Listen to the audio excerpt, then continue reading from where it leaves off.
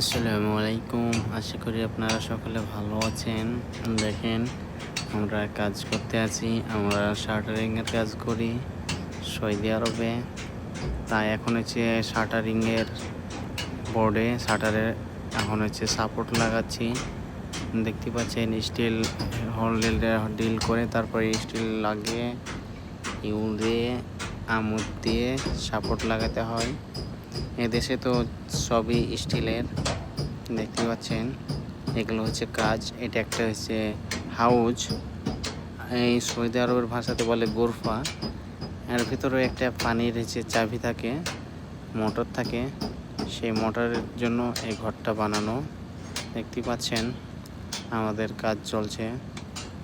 ওই কোনাতে এক বন্ধু কাজ করছে, এদিকে একটা কাজ করছে, আর আমি কাজ করার পরে ভিডিও বানাচ্ছি যে একটু দেখায় আপনাদেরকে কি কাজ করি আমরা সৌদি আরবে। এই দেশে অনেক পরিশ্রম করতে হয়, পরিশ্রম না করলে সফলতা পাওয়া যায় না। এদেশে কষ্ট করে আমরা কাজ করি প্রবাসের মাটিতে, তারপরেও আমাদের মতন কর্মীদের কোনো মর্যাদা থাকে না। আমাদের বাংলাদেশের জন্য আমাদের মতন প্রবাসীরা বাংলাদেশে এত রেমিটেন্স দিয়ে পাঠায়, তারপরেও আমাদেরকে এয়ারপোর্টে অপমান হতে হয়, যেখানে সেখানে অপমান হতে হয়। এই আমাদের মতন প্রবাসীদের জন্য বাংলাদেশটা চলে।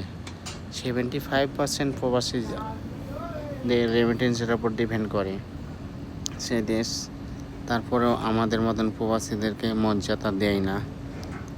আপনারা অবশ্যই ভিডিওগুলো আমাদের লাইক কমেন্ট শেয়ার করবেন। এই প্রবাসের মাটিতে কত কষ্ট করি বলে বোঝাতে পারবো না। দেখেন, এদিক দিয়ে আরেক গ্রুপে লাগাচ্ছে, শাটার নামাচ্ছে ক্যারাং দিয়ে। ওইটা হচ্ছে ক্যারাং সেট করা আছে, ক্যারাং দিয়ে শাটার নামছে নিচে।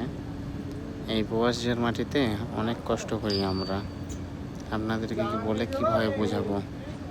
কিন্তু তারপরেও আমরা হচ্ছে মর্যাদা পাই না। আমাদের সরকারের কাছ থেকে আমাদের কোনো দাবি পূর্ণ করা হয় না। আসলে বাংলাদেশে যারা সরকারি চাকরি করে, সে সরকারি চাকরিজীবীরাও আমাদের মতন প্রবাসীদের টাকাতেই চলতে পারে। কারণ আমরা হচ্ছে প্রবাসী, আমাদের রেমিটেন্সের উপরে সমস্ত বাংলাদেশ চলে। তো আমাদের মতন প্রবাসীদেরকে সাপোর্ট করেন, আমাদের জন্য এগিয়ে আসেন সামনে। আসসালামু আলাইকুম।